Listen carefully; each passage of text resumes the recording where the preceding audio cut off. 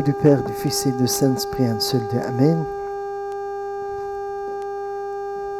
Nous célébrons aujourd'hui le 5e dimanche du mois Cop béni tout. Et toujours le 5e dimanche est considéré comme le dimanche de la bénédiction. Et c'est pourquoi l'évangile de ce dimanche béni est l'évangile de la bénédiction, de la multiplication de 5 pains et 2 poissons. En fait, c'est le miracle le plus célèbre. Le seul miracle qui est mentionné dans les 4 évangiles. Matthieu, Marc, Luc et Jean. On le trouve dans Matthieu 14, Marc 6, Luc 9, Jean 6. 14, 6, 9, 6. Les chapitres qui incluent le miracle de la multiplication. Et dans ce miracle, on voit Jésus-Christ, gloire à lui, le Seigneur, dans sa générosité totale et ses nombreux dons. Au moins, on a 3 dons importants dans ce miracle, pendant ce miracle. Premièrement, le don de l'enseignement. On voit clair, Jésus l'enseignant. Jésus l'enseignant. Le Saint-Évangile nous dit, quand il sortit de la barque, Jésus vit une grande foule et fut ému de compassion pour eux, parce qu'ils étaient comme des brebis qui n'ont point de berger. Et il se mit à leur enseigner beaucoup de choses. Et il se mit à leur enseigner beaucoup de choses. Marc 6, verset 34. Le bon berger. Avant tout, il se mit à leur enseigner beaucoup de choses. Le don de l'enseignement.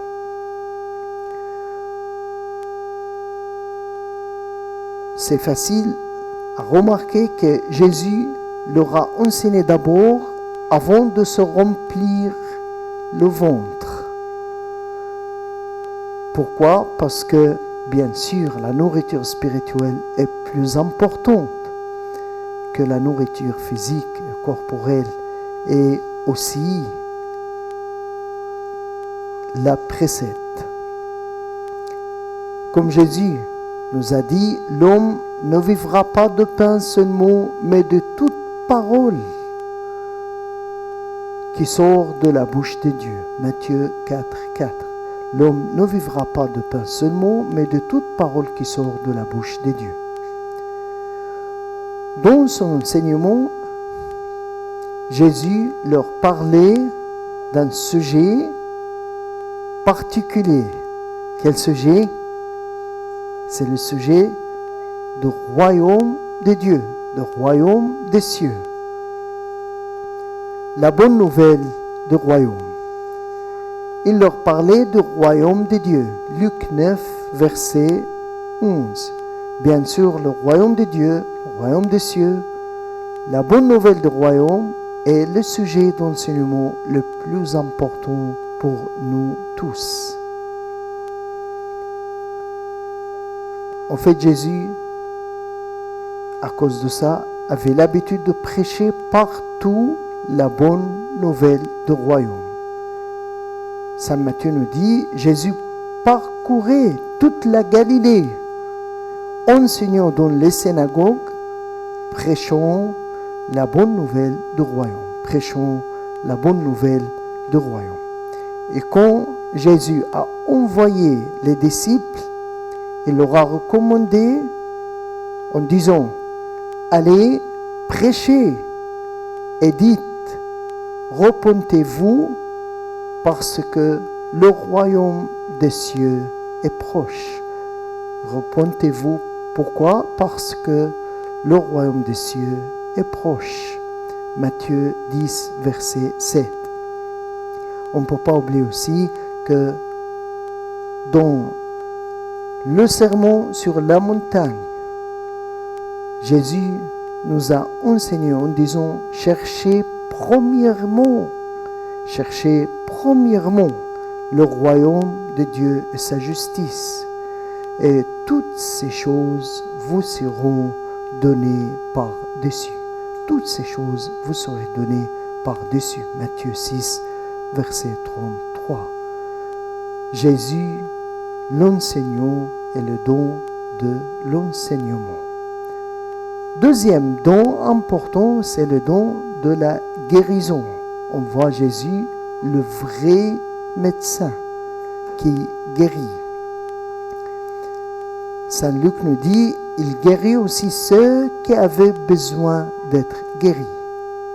Il guérit aussi ceux qui avaient besoin d'être guéris. Luc 9, verset 11. En fait, c'est la première oraison de la messe. Juste après, rendons grâce, après avoir rendu grâce au Seigneur, au début de la messe, la première oraison qu'Abouna demande et prie, c'est toujours l'oraison des malades. Et on appelle Jésus le vrai médecin. En disant, toi le vrai médecin de nos corps, nos esprits et nos âmes, accorde-nous ton salut. Accorde-nous ton salut. Abouna prie aussi les malades de ton peuple, comble-les de ta miséricorde, ta compassion et guéris-les. Éloignez-les de nous tous et de nous tous, toute maladie et toute affliction. Chasse l'esprit de mal. Ceux qui demeurent longtemps frappés par la maladie, relève-les et console-les. Toi, le vrai médecin de nos âmes, nos corps et nos esprits, accorde-nous ton salut. Une remarque importante, Jésus guérit aussi ceux qui avaient besoin d'être guéris. Et la question, est-ce que je sens que j'ai besoin d'être guéri? Est-ce que je sens que je suis malade à cause de mes péchés, mes faiblesses, mes iniquités? Et il faut savoir que Jésus avait besoin d'être guéri. Il a donné la guérison. Troisième don, c'est le don de la satisfaction. On voit ici Jésus qui rassasie. Le Saint-Évangile nous dit, tous mangèrent et furent rassasiés. Tous mangèrent et furent rassasiés. Marc 6, 42. Et c'est la vérité, en fait. Seulement le Christ qui peut rassasier et satisfaire. Exactement, c'est ce que Jésus nous a dit. Il a dit, je suis le pain de la vie. Il est tout seul qui peut vraiment rassasier. Je suis le pain de vie. Celui qui vient à moi n'aura jamais faim, et celui qui croit en moi n'aura jamais soif. Celui qui vient à moi n'aura jamais faim, et celui qui croit en moi n'aura jamais soif. David lui dit, le prophète, le roi David, a dit à Dieu, dès le réveil, je me rassasierai de ton image. Dès le réveil, je me rassasierai de ton image. Psaume 17, verset 15. Jésus, le Seigneur, Dieu, seulement, qui peut rassasier et satisfaire. Quant au monde, le monde ne peut jamais nous rassasier ou nous satisfaire. En fait, Salomon, le sage Salomon le roi a essayé d'être satisfait par le monde, mais tous ses essais étaient en vain. Et c'est pourquoi il nous a dit, celui qui aime l'argent n'est pas rassasié par l'argent. Ecclésiaste 5:9. L'œil ne se rassasie pas de voir, et l'oreille ne se lasse pas d'entendre. Le monde ne peut jamais nous satisfaire ou nous rassasier.